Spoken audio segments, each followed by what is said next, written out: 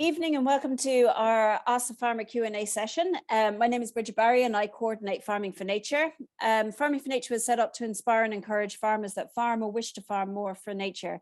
And one of the ways we do this is each year we find exemplary farmers that are doing great things for nature. And this Q&A session is a great way of hearing from those ambassadors and finding out their tried and tested methods of how they farm alongside nature.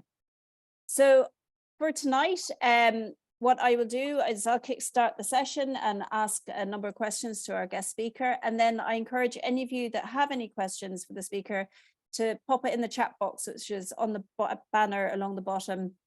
And then I'll facilitate these questions as we go along.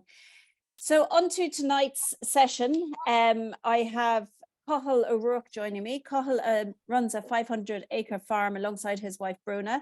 And for the last 3 years, they have been selling beef direct and have set up an ecotourism on their farm.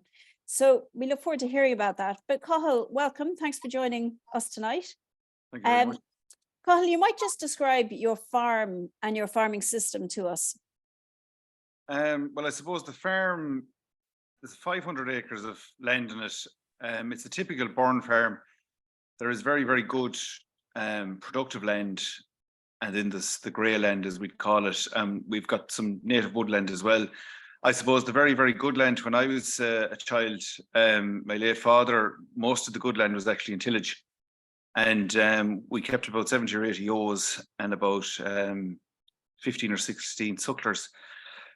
But as the years went by, and I suppose the change in I suppose the subsidies, and especially when we came into the late 90s, we became a suckler farm effectively, and the tillage and everything else went out the window. Now we kept the sheep up to a point, but I suppose my dad got on, and I went to work. I worked for a bank for 17 years, and I was coming and going, so the sheep kind of was left on the sideline. So gradually, we ended up being reluctant beef finishers, and we started buying stores, and we'll say put them out in the winterage. A lot of our system was based on older cattle, but the specifications in the market brought everything back to under 30 months, 24 months. So we saw a lot more change in the farm in the last 20 years than it probably changed, than it had occurred in the previous 50 or 60 years.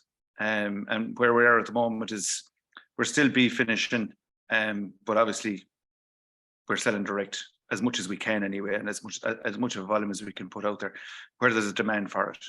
Great. And you yourself, yeah, you were saying you're working in a bank and stuff, but so your own journey onto the farm, you grew up on the actual land itself. You went away for a few years, and is it you took it on more recently, like only 3 years ago, or? Well, my father died in 2018, but I've been here the whole time. I worked in Galway and I worked in Innis, and I was always here with him. We'll say farming in a partnership with him. We went with a proper partnership in 2015. I took the redundancy in 2013, and he passed away suddenly in 2018. So I'm an only son. I have a twin sister, but the farm wasn't forced on me. My father was a mart manager as well, and I would have been in livestock marts when I was a kid. And I suppose it's sort of addictive, really, in a way. And I still work part-time in livestock marts myself. I do 2 or 3 days a week. Okay. So I'm kind of immersed in the whole thing, really. Yeah. It's in the blood. And part of your farm is on the national park. Am I right in saying that, the Burren National Park? Yeah, we're privately owned, but we're right in the centre of it. Yeah. Okay. So you're right in centre of the national park. So is the Burren? My understanding always was that national parks were owned by the state, but they're obviously not in the Burren. Well, they are. No, the national park. To be honest with you, my dad was approached in the 80s about the state purchasing our farm because it's in a strategic position in the middle of the park. But he was reluctant, and I suppose his grandfather, my grandfather, will say, I suppose he began to own the farm in the 1920s. So my dad there were tenants before that, and my dad was really the only, like, we're fifth generation there, but he would have been only the second owner of the farm. So he was very reluctant to let it go. And I suppose he put it into myself as well, like, do all you can not to sell Kyle Crean. And that's the way I'm looking at it too. So I suppose we're in the park. The park surrounds us insofar, but over the years, we've had issues with people that have wandered into our place because it's mapped as being in the park, if you know what I'm saying. Okay, got And it. of course, Loch Bunny is there. Loch Bunny will say Loch Bunny from our side, and from we're bordering Loch Bunny fully. We'll say. Yeah. From So your land isn't designated as a national park, but I suppose being on the edge of it has offered you opportunity as well in many ways. Absolutely, yeah. We're in. Oh, sure. Look, we're SSC land as well, yeah. But yeah, of course, yeah. We're it's very easy to get us when you put in Burn National Park into Google. We'll say you're going to find our farm straight away. Fair enough. And tell me, so you finish your cattle on site? Is that normal for this landscape? There isn't too many beef finishers in the Burn, to be honest with you. A lot of it is mainly continental cattle, and it would have been cows, we'll say, basically, and they'll calve down the cows. A lot of the cows will be in winters this time of the year.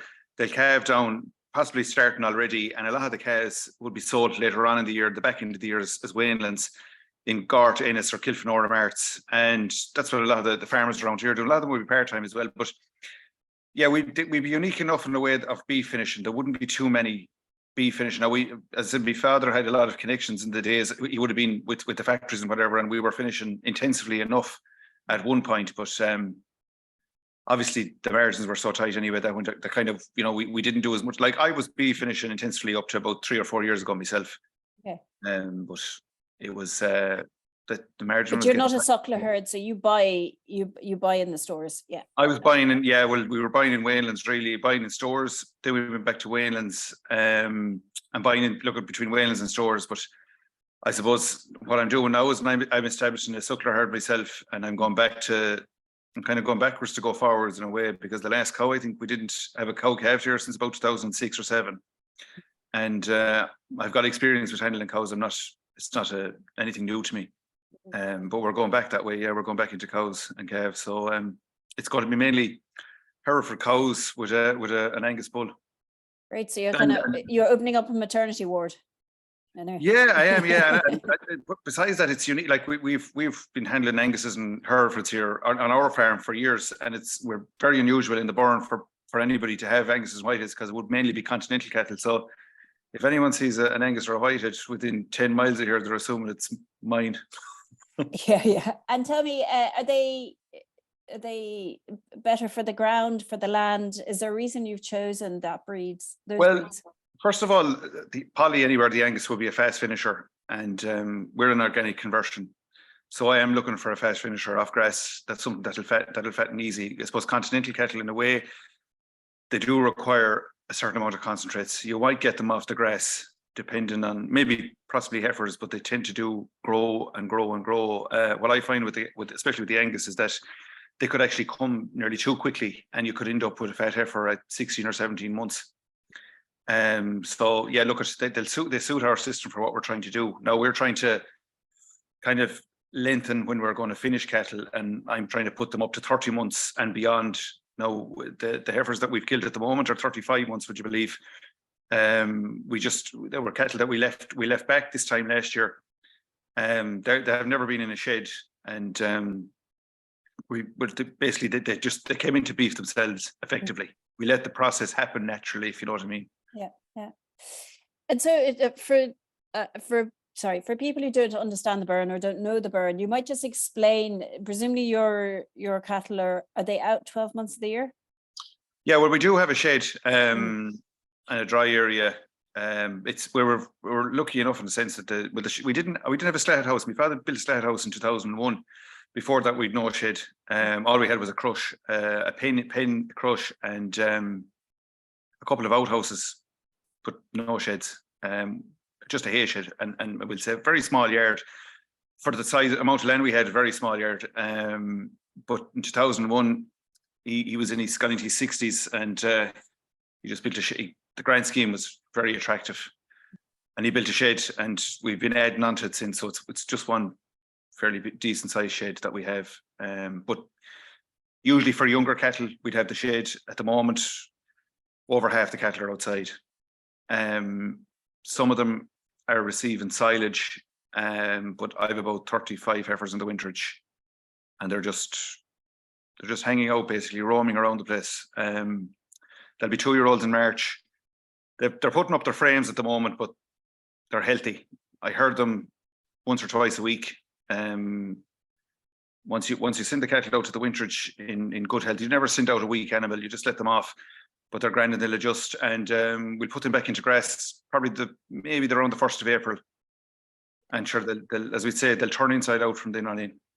So if you have the heifers out during the winter, like, sorry, if you're finishing off cattle, is it a plus, or would you prefer them to be in a shed? Like, in terms of the meat or anything, like, is there a way? Well, first of all, from an economic point of view, if literally they're wandering on land that you can't drive a tractor on, so we haven't made any investment in that land ever. It just keeps regenerating itself. So, like, as I said, when they come back into grass back in May, what I do is I keep about 12 cattle together for the beef business. And as we take one out, I add one in. And it's sort of this like a revolving door that's coming the whole time. So they'll go to grass. We've 12 cattle picked out already that are going to go to grass, hopefully in the next 3 weeks. They're in the shed for the last 3 or 4 weeks. They're getting a bit of silage, and we brought them in for more of a convenience.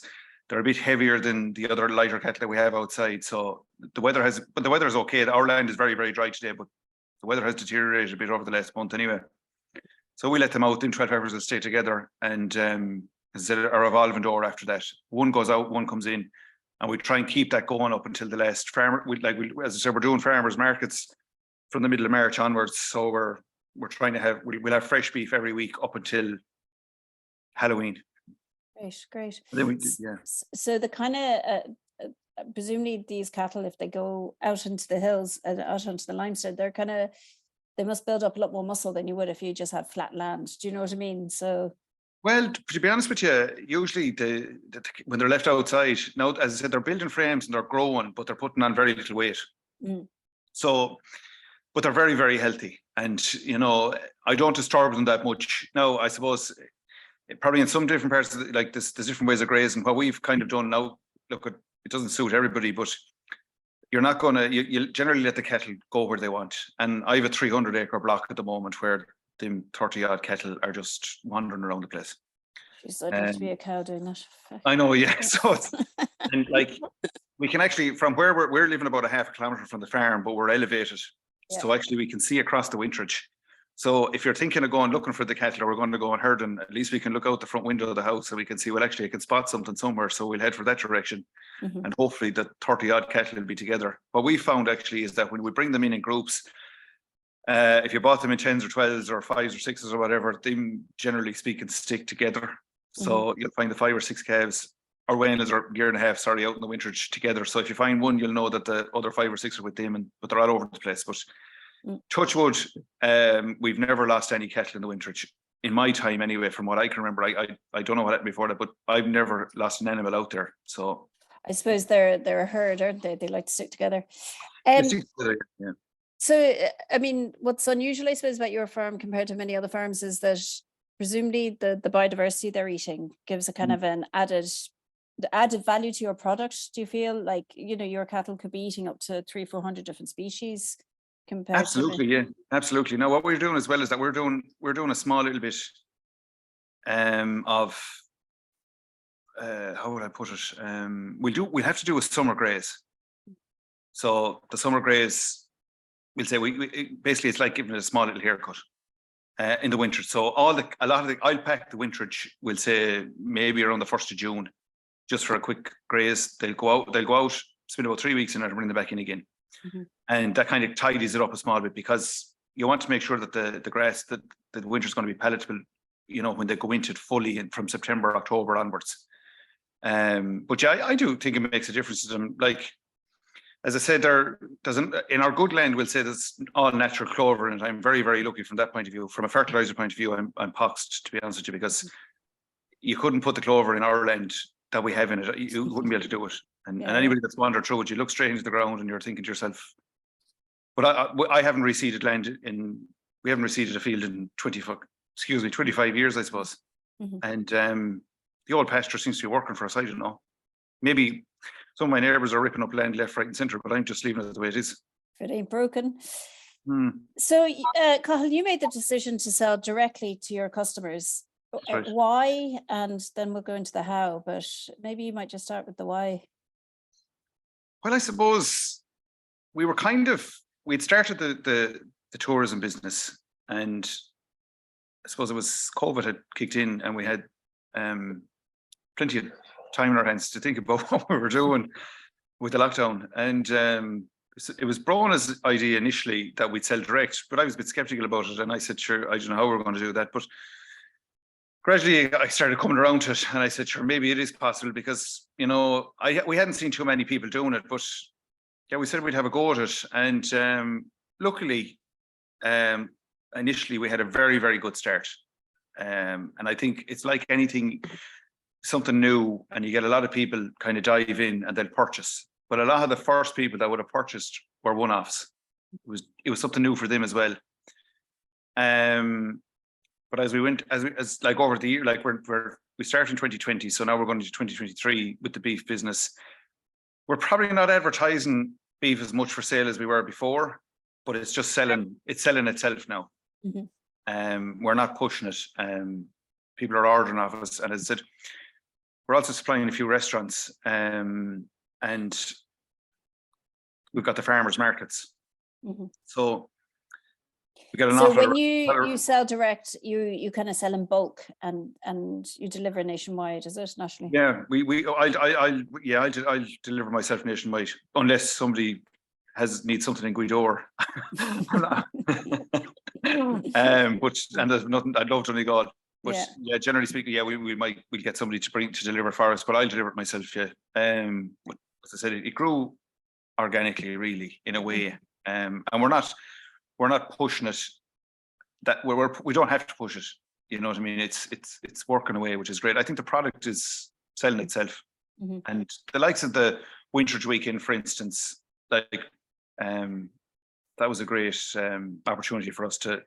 We were selling burgers effectively, but well, I have to say, I had one of your burgers at the Winterage weekend, and yeah, I have a beef box coming to me. So because I've been thinking about that burger ever since. I might also need your wife to come and, because she was the one that cooked it for me, and it was done very well. So you might have to send her down as well to give me a lesson. So tell me, where did you start? What was your starting point for selling beef direct? I suppose our starting point was we had to look for somebody that was going to basically kill the cattle for us, a local abattoir. And initially, it's hard to, you think if you're approaching somebody, especially a local abattoir that's also selling their own beef or their own meat, and you're asking them to turn around basically and kill something for you, and that you're going to sell it in competition with them. But we've got a very, very good fella that works with us. He lives about 8 miles away from here. He's got his own abattoir and everything like that. And we approached him, and basically Justin turned around and said, yeah, no bother, I'll do whatever you want to do, he says. And, you know, we went basically, Brona is the brains behind, we'll say, all the social media side of things. And we got going and organised and used the social media that we'd built up from the tourism effectively, and sorted out through that first. Yeah. It's a great also, like having a local butcher that's incredible, 8 miles away. Do you know what I mean? That kind of. Yeah, he's great. Lessens the problem. Yeah, he's only 8 miles away. Yeah, so we very little. Look, he kills on a Thursday morning, and you just pop over there on a Wednesday evening with your heifer, and the department, the vet is there, and you check the card and check everything, and off you go. And he does everything for us, from vacuum packing, if the whole lot, will say, and we'll generally speaking. He'll do everything for us, all the butchering, and usually hang up to 28 days. We could go another week if, depending on how things are working out for us. And myself and Brona then we'll prepare all the orders and all the boxes and whatever restaurants are looking for. And what we're doing is we're killing about 3 heifers a month, and maybe we might have to kill, depending on one a week at some point during the summer. And you'll do a lot of work. Like we'll say, usually Wednesdays the heifer will be taken down. So Wednesday, we'll say Thursday, Friday, Saturday, and then everything is usually gone, and then start again the following week. Brilliant. And would you say it's quite, you kind of have a few avenues to market? Do you find that labor intensive, or is it, because it's only kind of one cow a week or whatever, that's not too bad? Well, Yeah, it was a labour intensive. It is and it isn't. I suppose the markets are local as well, you see, so we're not too bad from that direction. Kinvara is a market that we do on a Friday morning. That's a good local market. And the restaurants are close by. There's one in Galway City, and then we've one here in Gort, a local town. So we can do them drops ourselves. It's not that bad. From the orders to the customer orders to the box orders, what we generally do is we'll back them up. And we'll see where we are from a location point of view. And generally speaking, we might, yes, maybe every 2 or 3 weeks, maybe we'll back up the box orders, deliver them on a Friday, generally, and wait again for the orders to come in and back them up again. But it's quite amazing. You actually drive, you're quite happy to drive around, but I mean, is it important to you to meet your customer as well? Absolutely, yeah. Some of them are actually surprised that they meet the farmer at the door. Yeah, I was just going to say, yeah. Yeah, they do. They do think it's sort of because I hand them a leaflet which has my photo on it. Is it yourself? Yeah. It's me, yeah, the farmer. So yeah, we have a conversation. I've actually, you build up relationships with people, and they're expecting you. And some people like they offer you tea and cake. Yeah, I know they must feel like, Jesus, he's come all the way.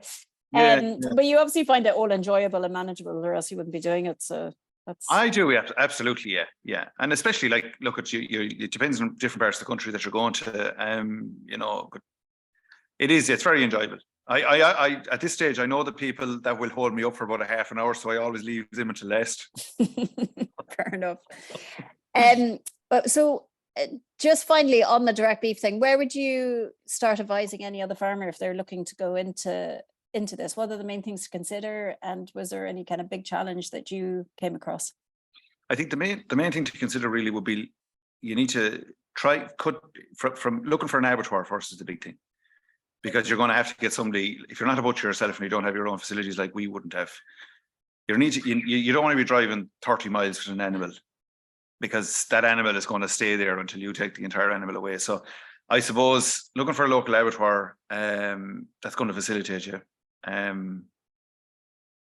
That's the main thing, really, I suppose. And then look at from a direct selling point of view, everything can be done through social media. Now you need to set up, sure, look, you know what I mean? You need to promote yourself. I think another thing is you need to anchor yourself on something. Like, we're very, very lucky that we've got the burn here, and we can anchor ourselves off the burn. We're in a geopark and we're producing a geofood. So we're very fortunate from anything that we're doing here. We can put the burn in everything, and that's a brand in itself. It's a brand in itself. And I suppose, over the last 20 years, especially, and I suppose even since the Celtic Tiger crash, we'll say the burn has grown in significance every year.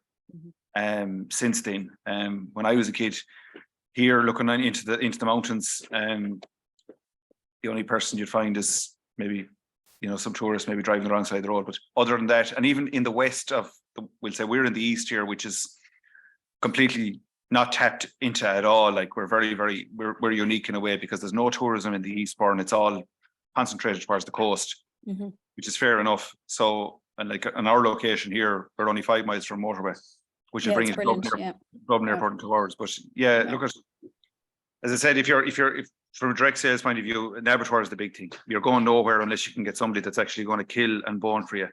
And after that, then it's all about anchoring yourself on something. I think, anyway. Now, I'm not saying that you couldn't be in any other part of the country and couldn't try this, but you also need to have a story and tell a story, and that's very important. And actually, moving on to that, so you originally actually started with the ecotourism, but you do farm tours. Can you just start with where you started with your ecotourism story on your farm? Well, I suppose I'm working part-time, and we admitted it when we had the last little girl. Brona decided that she was, going to stay at home, and we'd see how we go. And I suppose it's just, we were looking at the farm and the location. So we decided that we're going to try and set up a tourism business really effectively. And I guess I said, Brona would do a lot of work involved in it. I'd be obviously here as well, helping out. And it's tough going, like, when you're trying to start off, because you have to sell yourself, and you don't really know who you want to invite to the farm. and who you want to get into the farm, we'll say. So what are you actually doing? Just so we understand what's on the farm, what's being offered. well, what do we do from a tour point of view? Is it? Yeah. Oh, yeah. So I think you have yurts, is it? And you also do farm tours. With the glamping, yeah. But I suppose what we would have initially started off was with the farm tours. So Rona would have approached almost everybody, and we got into Falch Ireland. Everybody would say involved in tourism in the Burren, whatever we could do. And you try and establish yourself and try and find, where you can sell what you're offering. And what we've discovered is that, we're doing private tours basically for tour operators.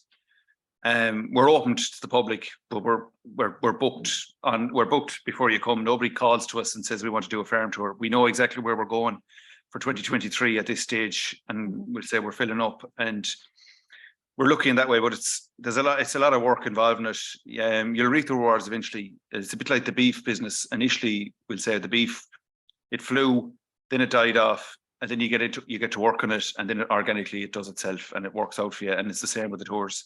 But, you're not a success story overnight. It takes a good while to get people, and every single person that comes to our farm will say in a farm tour, we have to impress them as much as we impress the last person, because all the feedback goes back to the tour operator.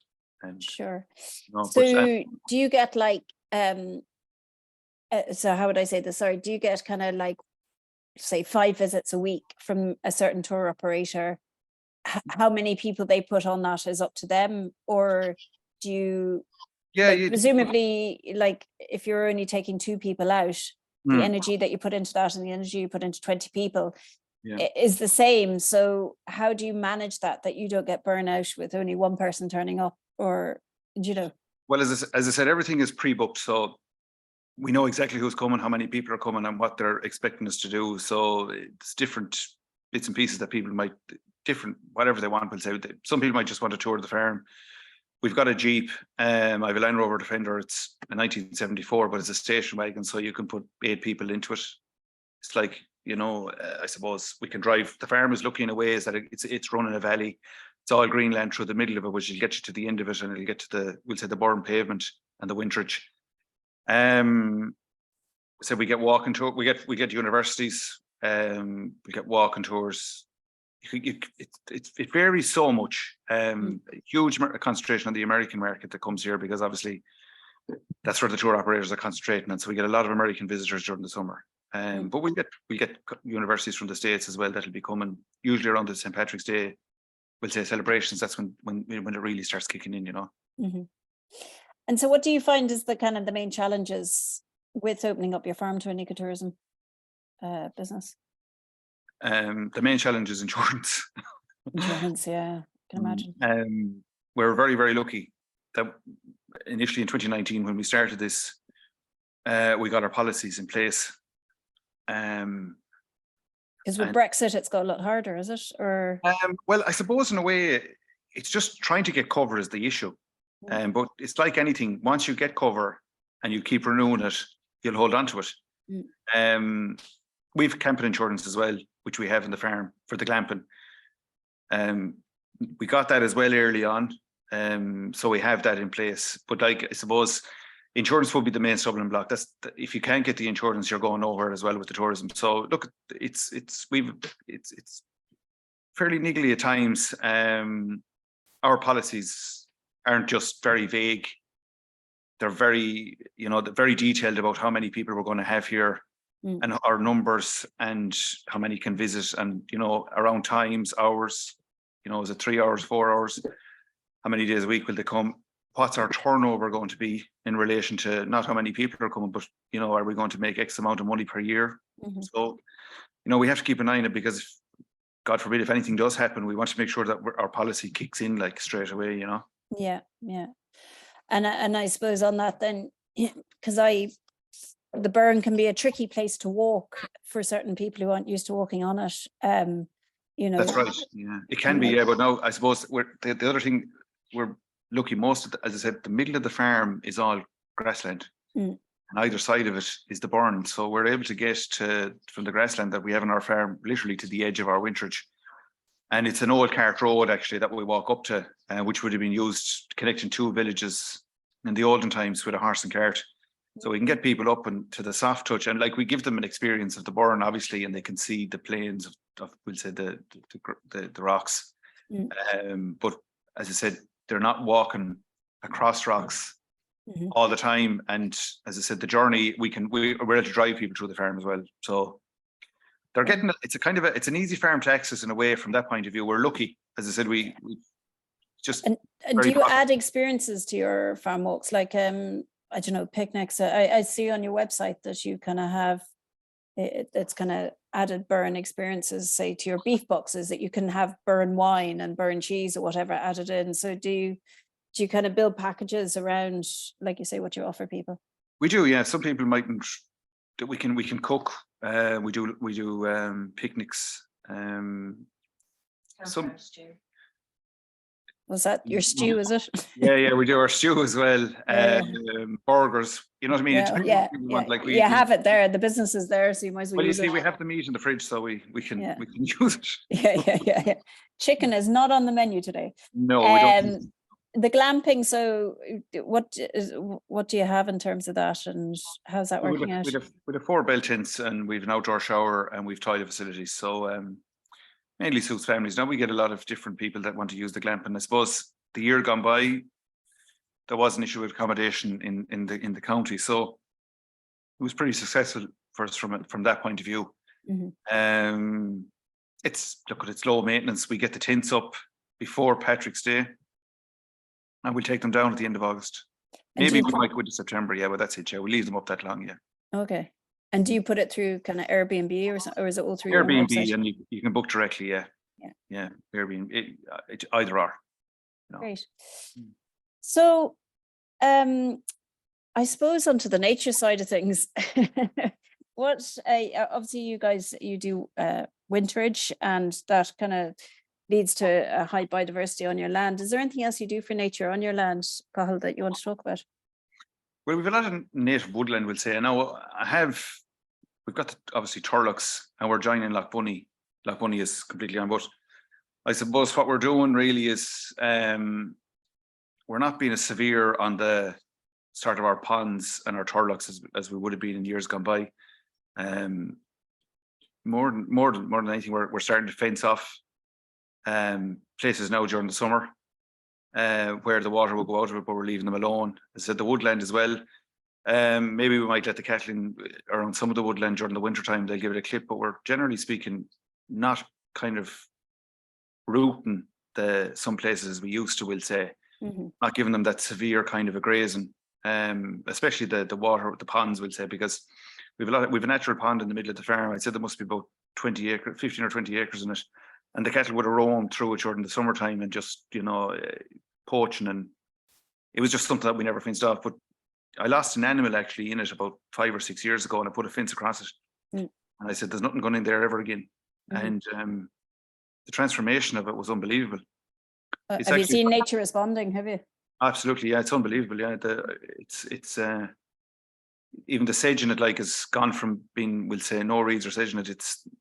They're about 7 or 8 foot high. Okay.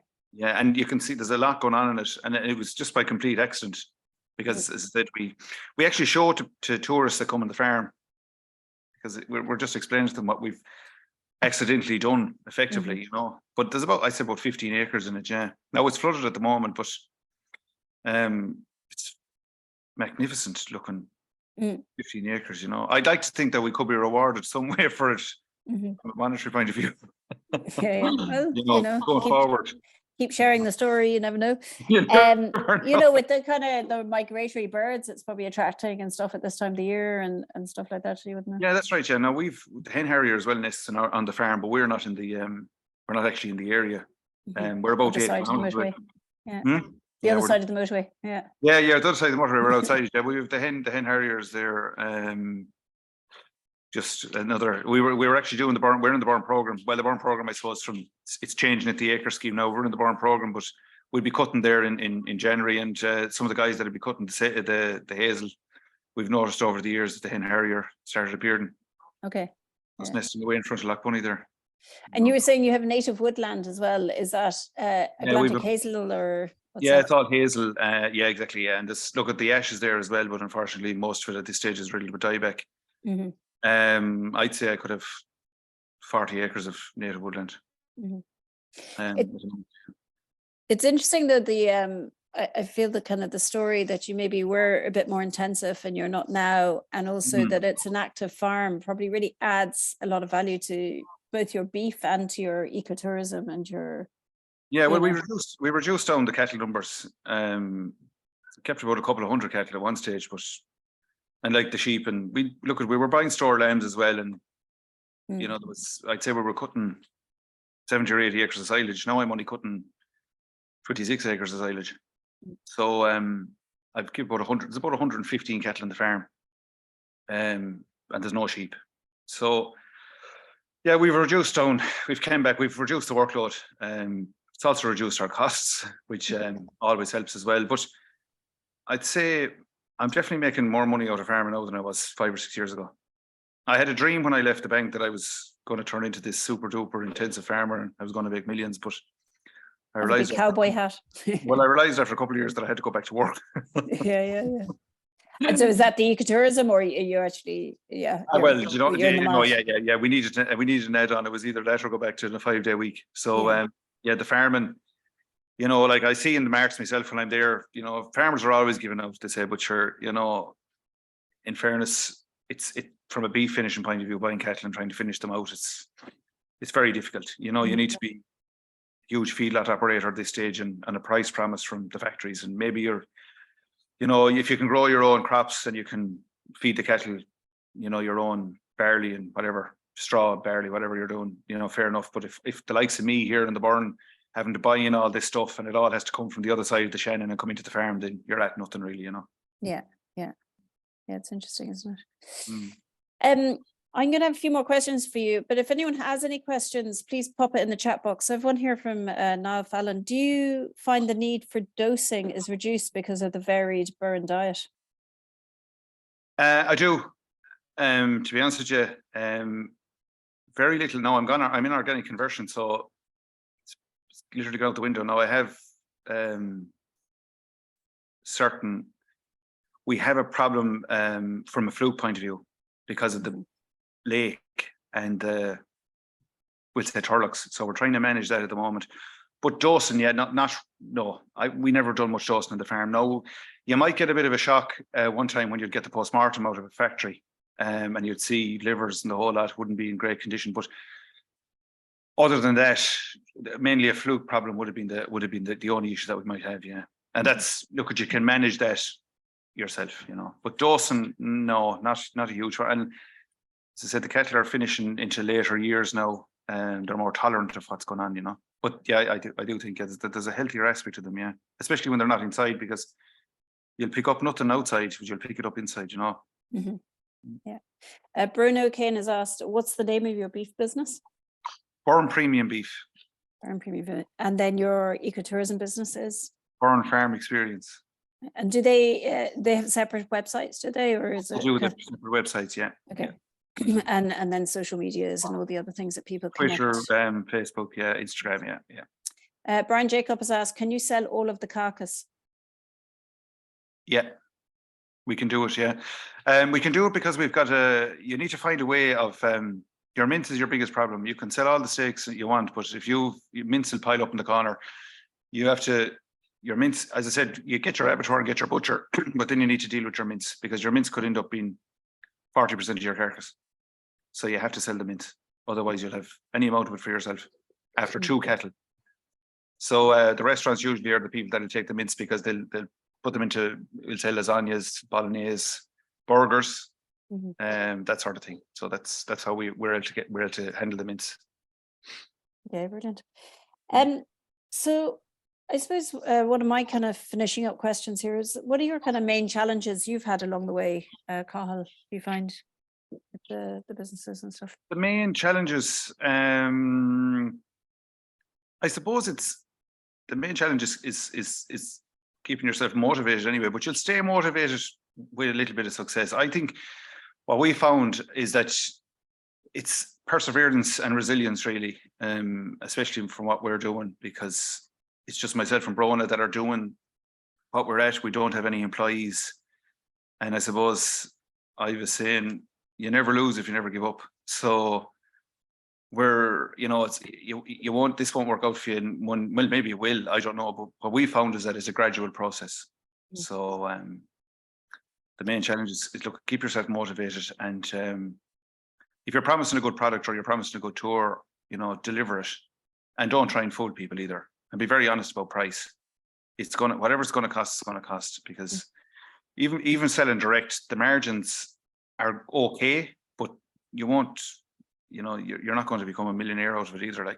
So you have to be very honest about what you're doing and tell the truth at all times. Basically, that's how we found it, and nothing can really go wrong then. I think also it's been a very interesting 3 years. So it's hard to kind of find what your kind of. Do you know what, with COVID and stuff? I'm sure your tourism business must have been tricky, and and then when you set up Beef Direct, that you're probably only now finding your regular customers and kind of things like that. So I'm sure these things take time as well. Peter Sutherland says, Peter Sutherland's asked, do you need a license to sell direct? No, once you've got your abattoir is licensed, you're okay. That's the main thing, and they have to meet all the criteria with the department. That is but if your abattoir is not licensed, you're not licensed. But your abattoir is ultimately responsible for the product, we'll say, and where it's killed, and we'll say where it's hung and where it's been prepared in and vacuum packed. But you don't need a license, or you can sell away. And now Fallon has asked, any thoughts on Galloway cattle?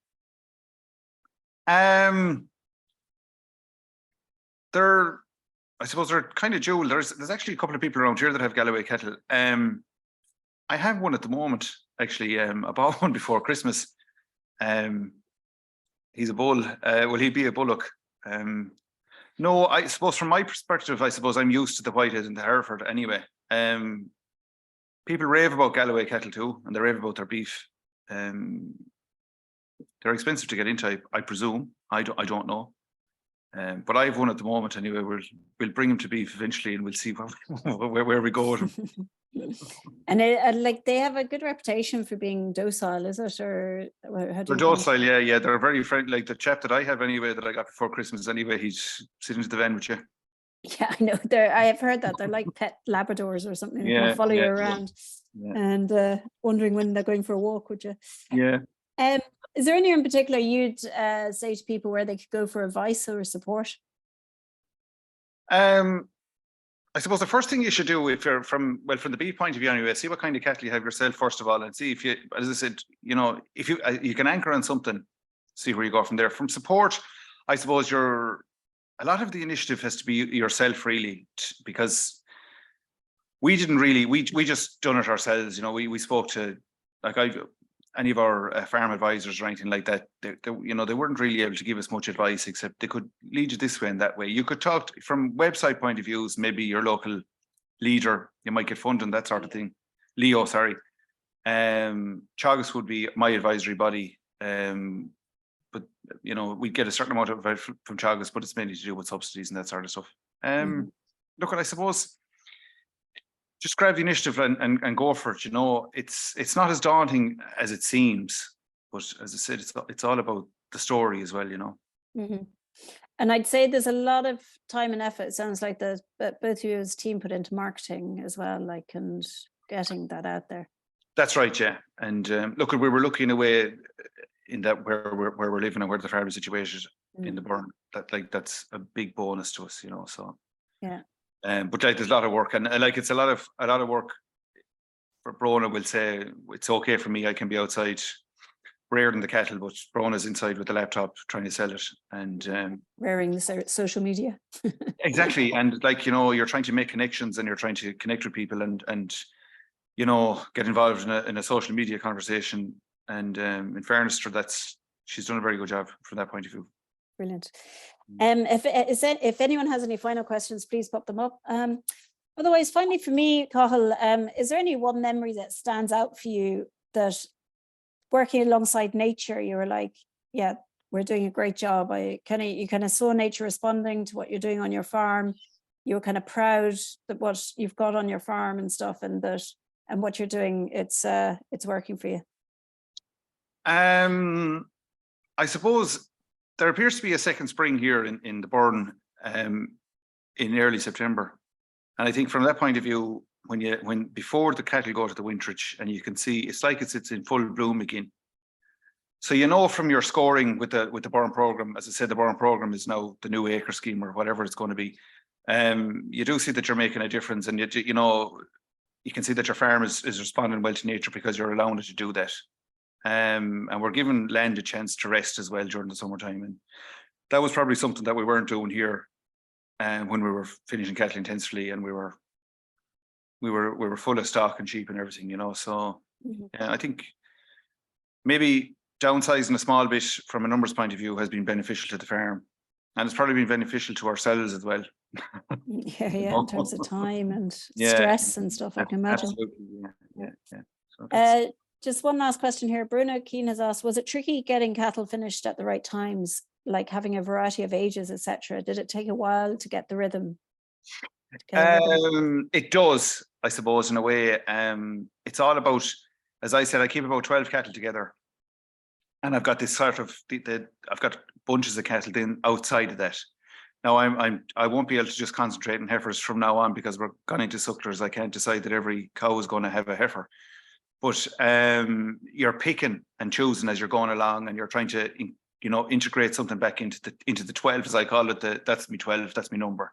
So you're able to build on the yearly basis, like, you know what I mean. That's how I'm doing it. It isn't. When we were buying cattle, I could buy something every month of the year.